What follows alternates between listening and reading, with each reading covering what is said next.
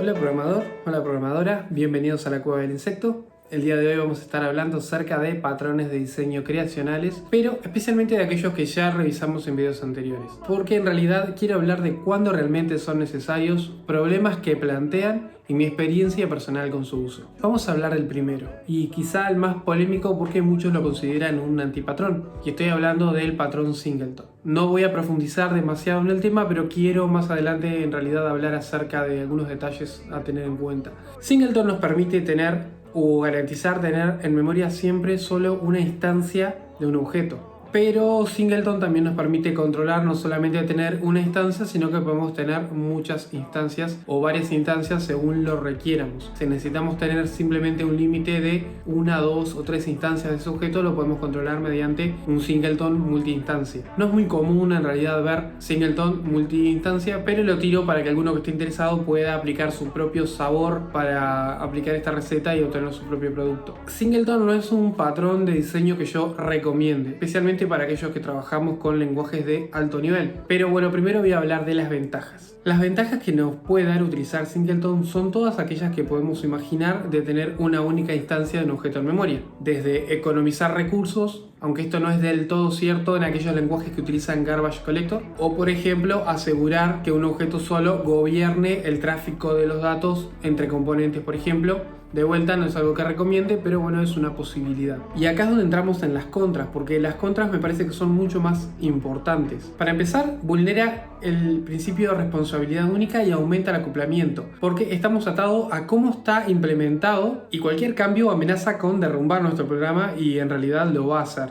Lo que mencionaba anteriormente acerca de los lenguajes con Garbage Collector, me refería a los que utilizan especialmente el algoritmo Mark and Sweep, ya que se ven especialmente perjudicados y según la complejidad del Singleton, aplicaciones de alto rendimiento, especialmente de servidor, pueden verse perjudicados con ralentizaciones importantes. Otra contra es que puede resultar complicado hacer test unitarios porque la mayoría de lenguajes no permiten sobreescribir métodos estáticos, lo que perjudica a aquellos frameworks que trabajan especialmente con la herencia para crear los mocks. Por último, aunque no menos importante, si se trabaja con múltiples hilos, todos esos hilos tienen que saber si existe una instancia o no, por lo que hay que estar bloqueando hilos y eso también es contraproducente y obliga además a escribir código para paliar esta situación. El patrón Singleton puede ser una herramienta muy buena en aplicaciones pequeñas, sin embargo en aplicaciones muy grandes puede traer más problemas que soluciones. Me refiero a aplicaciones, por ejemplo, de servidor que tienen alta concurrencia y se requiere un uso muy responsable de la memoria y de las capacidades de procesamiento del servidor. Factory Method. Este es un claro ejemplo de que los patrones de diseño en realidad son solamente recetas de cómo podríamos implementar un patrón o una solución para nuestro software. En el video dedicado a este patrón estuve hablando acerca de que, bueno, no solamente podemos crear una clase de fábrica del Factory Method para crear instancias de un objeto, sino que además esta fábrica puede tener otra lógica asociada y que el método de fabricación en realidad sea un complemento del resto de la lógica, o al revés. Un claro ejemplo de esto es ArrayList en Java, que implementa la interfaz iterable a través de la superclase, si no me equivoco, AbstractList, y es la interfaz iterable la que provee el método iterator. Entonces ArrayList tiene toda la lógica que necesita para realizar sus tareas, pero a su vez esta interfaz iterable le da el método de fábrica que necesita para devolver un iterador. Entre las ventajas principales que tienen está el principio de responsabilidad única, ya que separamos la lógica de creación del objeto totalmente de la lógica del cliente. Y esto además aumenta la escalabilidad, siendo un ejemplo de el principio abierto-cerrado o open close de Solid. Dicho lo anterior, entonces podemos entender que además se elimina el acoplamiento fuerte, por lo que el código cliente puede prescindir de saber cuál es el tipo que está creando, se centraría solamente en el tipo abstracto, en los métodos abstractos, y sería entonces la clase fábrica que tiene el método fábrica el que se encargaría de decidir qué es lo que tiene que devolver. Un ejemplo podría ser que mi código cliente, por ejemplo, esté esperando un tipo abstracto, un objeto abstracto que sea de tipo animal, por ejemplo, y mi clase de fábrica hoy me puede devolver un perro, un gato, y si mañana necesito escalarlo para que me devuelva un ave, lo podría hacer porque también es un animal. Sin embargo, mi código solamente ejecutaría, por ejemplo, el método respirar y no necesitaría sufrir ningún cambio si hoy o mañana necesito añadir más tipos de animales. Entre las contras que le puedo encontrar es que en realidad no escala tan bien, porque si tenemos multitud de productos, entonces nuestra clase de fábrica ahora se vuelve muy compleja de manejar. Por eso hay otros patrones más especializados, como por ejemplo Abstract Factory, que me permite agrupar esos productos en familias de productos. Pero no siempre es suficiente. Así que podría llegar incluso a ser necesario crear una jerarquía de fábricas. Y con esto de la jerarquía de fábricas me refiero especialmente a lo que hablaba anteriormente del ArrayList. Quizá nuestro Factory Method no está escalando demasiado bien porque lo estamos implementando de manera incorrecta. En el ejemplo que daba anteriormente de ArrayList no va a devolver un iterador con su método fábrica de diferentes tipos. Solamente va a devolver del tipo que le corresponde, de sí mismo, de una lista, de un ArrayList. Y este es un buen uso del Factory Method. Supongamos que ahora yo tengo un código que se encarga de utilizar el iterador, pero no le interesa qué tipo de colección va a recibir. Va a recibir una colección que además va a ser iterable. Entonces yo podría pasarle como parámetro un ArrayList o podría pasar un diccionario, un hashmap, y no tendría ningún problema, porque siempre va a llamar al mismo método de fábrica que me va a devolver un iterador. En este caso, Factory Method escaló perfectamente porque nosotros trabajamos sobre una jerarquía de clases. Con esto hay que considerar que Factory Method en realidad no se limita a crear objetos. Se llama así, se llama fábrica, método de fábrica, porque en realidad se encarga de fabricar un tipo de objeto específico, pero esto puede ser parte de un conjunto de tareas que conforman el comportamiento de la clase en sí. Si tienen dudas de cómo funciona Factory Method, vayan a la documentación de Java, busquen ArrayList, fíjense las superclases que tiene, las interfaces que implementa y van a tener clarísimo cómo funciona Factory Method. Abstract Factory. Bueno, este patrón es ideal para los casos en los que Factory Method se queda corto. Y es que a veces las jerarquías de fábricas no son suficientes y se hace necesario agrupar aquellos tipos que están estrictamente relacionados con alguna tarea en particular. En el video de Abstract Factory utilizamos este patrón para definir ambientes en los que nuestros productos estaban agrupados. Y es que anteriormente yo pude haberme preguntado que si mi programa no requiere específicamente instancias independientes de las fábricas, ¿por qué no crear fábricas que agrupen familias de productos y utilizar este patrón para asegurar tener solo una fábrica? Entre las ventajas que le veo, mi favorita es la escalabilidad, y esta funciona igual que con Factory Method, y es para mí un patrón de diseño que aporta escalabilidad, además de solucionar perfectamente el problema para el que fue diseñado. Nuevamente, otra de las ventajas es reducir ese acoplamiento entre el código del cliente y el producto, y como siempre la responsabilidad única, más de lo mismo. Entre las contras, bueno, al igual que Factory Method, en la medida que crecen las interfaces y clases juntos con el patrón, se vuelve más difícil de controlar, por lo que se hace obligatorio llevar de la mano buenos diagramas y saber asociarlo con otros patrones de diseño. Si me preguntan, yo prefiero enfocarme más en esto último, aunque no hay que desestimar la importancia de buena documentación ni pormenorizar la familiaridad que pueda tener el equipo de desarrollo con los patrones que se implementan, porque al final el equipo de desarrollo va a ser el que le dé mantenimiento al código resultante. Builder es uno de mis favoritos porque con un background bien definido me permite construir lo que sea, dentro obviamente de los límites de mi objeto o elemento. Por ejemplo, un diálogo que contenga un texto simplemente, o toda una interfaz inyectada dentro. Y es que esta es la razón de ser de este patrón, porque abre las puertas a crear diversas representaciones del mismo objeto. Y lo mejor es que me asegura la escalabilidad de una clase. Si quieren ver un ejemplo clarísimo, descárguense Android Studio, fíjense cómo se crean los diálogos en Android mediante este patrón, el patrón Builder. Hay muchas cosas más que funcionan con Builder en Android nativo, así que de ahí pueden aprender una cantidad. Pero un ejemplo más abstracto puede ser, por ejemplo, una mesa. Yo tengo una mesa y esa mesa siempre se fabricó de color madera, así que nunca se consideró el código para asignarle un color. Pero hoy o mañana se decide que, bueno, a partir de ahora va a tener un color. Entonces yo puedo asignar esa propiedad de color en la clase, puedo asignar un método para añadir ese color en mi objeto. Sin embargo, el código de cliente no tiene por qué trabajar sobre ese color. Mi builder puede encargarse de definir siempre un color por defecto. Y al final de la producción de mi objeto, puedo asignarle el color más adelante. Aunque no lo estoy aconsejando, realmente en aplicaciones más pequeñas puedo decir que, por ejemplo, Builder, Factory Method y Abstract Factory pueden implementarse como singletons. Y otra cosa es que Builder junto con Composite puede ayudarnos a crear estructuras bastante complejas, como por ejemplo árboles, algo que vamos a ver bastante más adelante cuando estemos hablando acerca de Composite. Entre las ventajas que le veo están esa construcción paso a paso que se nombró en el video de implementar el patrón Builder en Unity, ya que podemos elegir qué paso seguir según las condiciones dadas. Y esto sería imposible en la mayoría de lenguajes, ya que requeriría sobrecarga de constructores, acordarse del orden en el que van los parámetros en el constructor,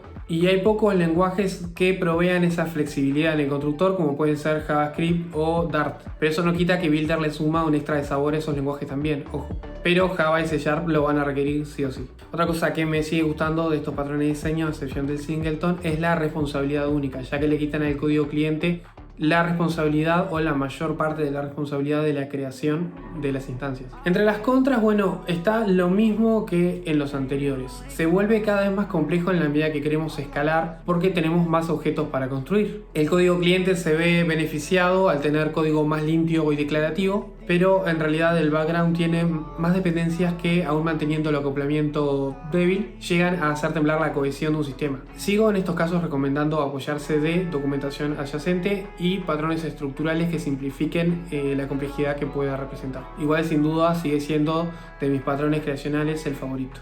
El siguiente es Prototype. En realidad es uno de los patrones de diseño que menos he utilizado en mi vida. La verdad es que en muchos casos a mí me plantea más problemas que soluciones, dado que no todos los objetos son perfectamente clonables. Por este motivo quiero hablar primeramente de las contras de este patrón, y en realidad se me ocurre solamente una, pero para mí es la de mayor peso, si es que descubro más, pero es la primera que me surge y es la que más me molesta. Supongamos que queremos clonar un objeto y ese objeto tiene una lista X de un tipo X o un objeto X. Al crear una nueva instancia de nuestro objeto a través de la clonación, lo que vamos a hacer es apuntar nuestros punteros a las mismas direcciones de memoria que tenía el prototipo. Eso es un problema porque en realidad, si por ejemplo yo tengo una persona que tiene una dirección, no deberíamos usarlo en estos casos, pero vamos a suponer que lo utilizamos para este caso porque pueden darse casos que sean muy similares. Tengo una persona que tiene una dirección y utilizo esa persona como prototipo para crear una segunda persona. Entonces, al modificar la dirección de la segunda persona, también estoy modificando la dirección de la primera persona, porque la dirección de la primera persona está en el mismo puntero que estaba la dirección de la segunda persona. Entonces, para evitarme ese problema, lo que necesito hacer es implementar también la clonación dentro de esas dependencias. Lo que es viable, por ejemplo, en este caso, pero hay casos en los que ya es más complejo. Por ejemplo, si tenemos una lista, y especialmente si esa lista es de las nativas de nuestro lenguaje. Si bien esto se puede resolver, puede requerir escribir mucho más código extra que compense este comportamiento, y como resultado obtener implementaciones incluso más pesadas que la original para inicializar los objetos nuevamente. Ni que hablar de las referencias circulares. Claro está que esto no va a ser problema en objetos que están estrictamente relacionados, como puede ser personas que viven en una misma casa. Entonces sí nos convendría que al modificar el domicilio de una se modifique el domicilio de la otra. Todo depende del requerimiento, de la necesidad del programa. Hay que estudiar qué tan conveniente puede ser implementarlo y si realmente se obtiene beneficio de su uso, lo que me lleva en realidad a las ventajas. Si no cometimos el error de la implementación anterior, nos beneficia en un aumento quizá exponencial en el performance de nuestro programa, dado que, por ejemplo, los cálculos pesados o las llamadas de API que se requieren para inicializar nuestro objeto, al haber sido ya hechas de antemano, nos permitirán ahorrarnos entonces ese procesamiento y ese tiempo de respuesta de las APIs para la creación de las nuevas instancias. Por ejemplo, en combinación con el patrón Builder, se podrían crear objetos preconfigurados, como pueden ser personajes, elementos, componentes de un juego, para almacenarlos en un registro y luego clonarlos según la necesidad de nuestro escenario o la complejidad de esa pantalla. Y hago alusión a Builder por esa flexibilidad de configurar un objeto en el runtime, y luego si usamos un registro, Prototype nos permitiría reutilizar esa configuración de forma indefinida. Otra de las ventajas, que en realidad puede ser considerado por algunos un antipatrón y todo depende de la necesidad, puede ser una mala práctica también, y de hecho lo es, que te permitiría también llevar un objeto a otro lugar de tu programa que carezca de las herramientas para alimentar un constructor. Si queremos crear una instancia de un objeto X, esto se puede resolver de otras maneras, pero bueno, es viable también utilizar el objeto existente para crear nuevas instancias del mismo si se requiere. De vuelta, no lo estoy recomendando, pero en ocasiones la necesidad tiene cara de elegir. Con todo, Builder puede ser más conveniente, por ejemplo, que el patrón Memento, según el caso, aunque son dos tipos de patrones diferentes, pero este es un patrón del que quiero hablar en otro video. Como nota final acerca de estos patrones, creo que la mejor manera de entender cuándo son necesarios es realmente plantearse problemas de diseño cotidianos y ver qué patrones podrían resolverlos, entendiendo especialmente que las contras que tienen no sean lo que estropee nuestro programa, su diseño y su ejecución. Al final estas contras, como puede pasar con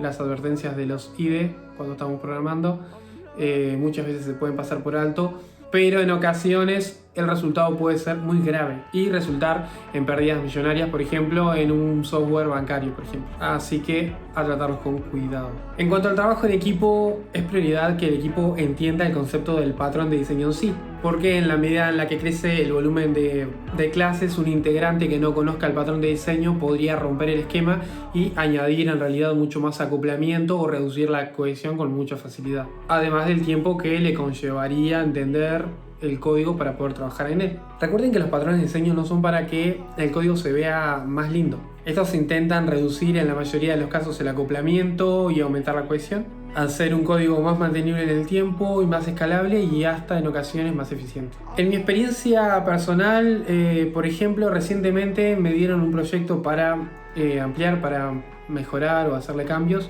que estaba basado en Angular, en .NET y en SQL Server Integration Services. Al principio me pareció un proyecto bastante grande, con demasiado código para leerlo en el poco tiempo que tenía, que en realidad no era poco tiempo. A mí me gusta ya de entrada saber de qué se trata para tener de qué opinar y quedar mejor parado. Pero cuando revisé la estructura del proyecto logré entenderlo casi que inmediatamente, como si lo hubiera hecho yo mismo, porque estaba hecho con patrones de diseño que me eran familiares. Y esto me ahorró tener que revisar todo el código para entender cómo funcionaba el programa. Esto me encantó porque cuando tuve que trabajar en el proyecto fue casi como si lo hubiera hecho yo mismo.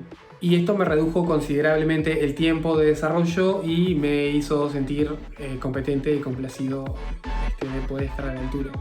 Con esto doy cierre a este grupo de patrones creacionales. Quizá en el futuro hable de alguno más, que están centrados lógicamente en cómo se crean nuestros objetos, para dar paso a los patrones estructurales, que están centrados más en cómo se acoplan o cómo se ensamblan estos objetos y clases en estructuras mucho más grandes, dando estos patrones entonces flexibilidad al código que por complejidad o requerimientos creció extremadamente. Les agradezco a los que se quedaron hasta el final. Por favor, suscríbanse, denle un me gusta al video que me apoya una cantidad. Para ustedes son 2 clics, para mí me apoya un montón.